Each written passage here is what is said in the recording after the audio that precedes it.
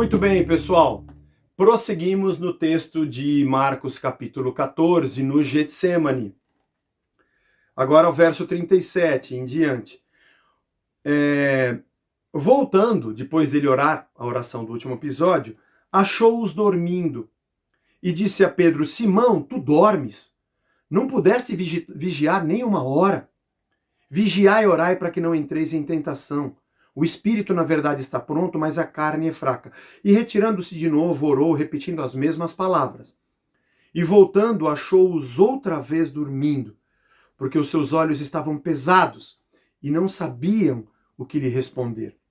Veio pela terceira vez e disse-lhes: ainda dormis? Vocês ainda estão dormindo? Basta. Chegou a hora do Filho do Homem. O Filho do Homem está sendo entregue nas mãos dos pecadores. Levantai-vos, vamos. Eis que o traidor se aproxima. Jesus 3 vezes olhou para os discípulos, Pedro, Tiago e João, os que estavam mais próximos, e eles estavam dormindo enquanto Jesus estava em agonia. Se não me engano, no relato do Evangelho de João, diz que eles estavam com muito medo e por isso também dormiram. João ou Lucas, creio que seja João. Enfim. E Jesus voltava e fazia a mesma oração. Qual? Aquela. Pai, passa de mim o cálice, contudo seja feita a sua vontade. Um momento de oração.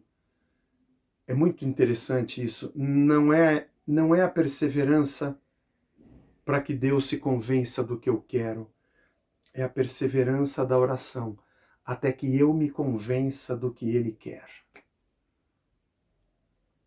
Oração não é uma fórmula mágica somada com uma oferta especial e o louvor da vitória e mais o dia da unção e etc., para que eu consiga convencer Deus ao que eu quero. Oração é o lugar onde eu me derramo diante dele, com minhas dores e com os meus lamentos, ao mesmo tempo que eu coloco diante dele, eu mais ouço do que falo. Oração é a minha comunhão, onde eu vou sendo convencido dos caminhos dele, e a resposta do caminho dele é a melhor. E Jesus iria para a cruz, tanto é que disse aos discípulos: chega, o traidor está chegando. E já vinha chegando Judas com os soldados para prendê-lo. Também é uma grande lição para cada um de nós, esse trecho. Uma lição incrível para nós. Porque nesse diálogo a gente aprende muito. Ele volta e fala com os discípulos: vocês estão dormindo? Os olhos deles estavam pesados. Naquele lugar do Getsêmani, Jesus não conseguia dormir. Aliás, se tinha uma coisa que Jesus não conseguiria fazer naquela noite e não fez, foi descansar. Não havia como Jesus descansar naquele momento. Deus o colocara no lugar da agonia. E aquele era o lugar que Deus queria Jesus. Essa fé construída no triunfo, na vitória e nos resultados positivos negam os caminhos mais belos e maravilhosos que o reino nos propõe. Jesus chegou a dizer aos seus discípulos, nós já passamos por esse diálogo, né? O que eu vou fazer agora? Vou orar ao Pai para que me livre dessa hora, mas foi exatamente para essa hora que eu vim. Para esse momento. Você sonhava acordada, com jeito de não sentir dor. Prendia o choro e aguava o bom do amor. Prendia o choro e aguava o bom do amor. É incrível essa letra, né? Essa frase em si é incrível. Prendia o choro e aguava o bom do amor. Os dias de tristeza, os dias de solidão, os dias em que nos encontramos com a melancolia da perda, e esse sentimento nos amadurece, nos faz crescer. Esse sentimento nos ensina, esse lugar da agonia nos faz conhecer mais nossas fraquezas, a nós mesmos.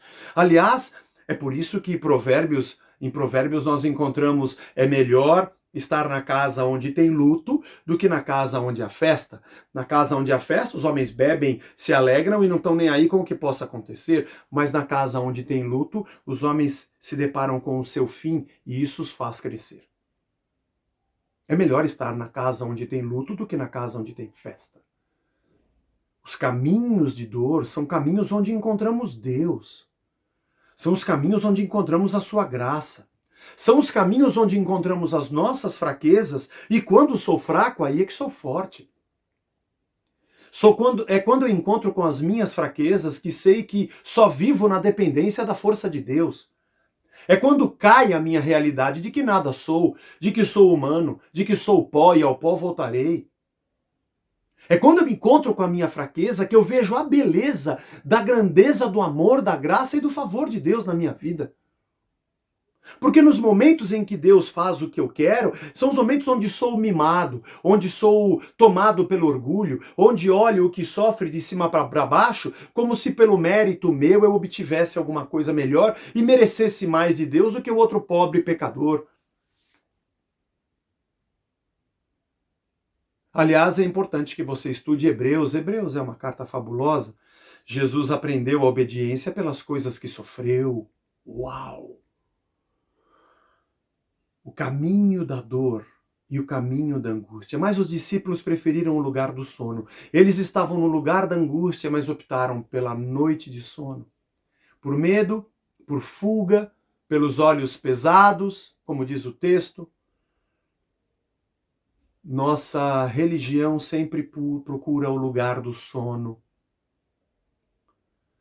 Nós olhamos para o ambiente religioso como se fosse o balcão onde eu vou conseguir me livrar da angústia e onde eu vou fazer um Shangri-La, um parque de diversões e minha vida só será alegria.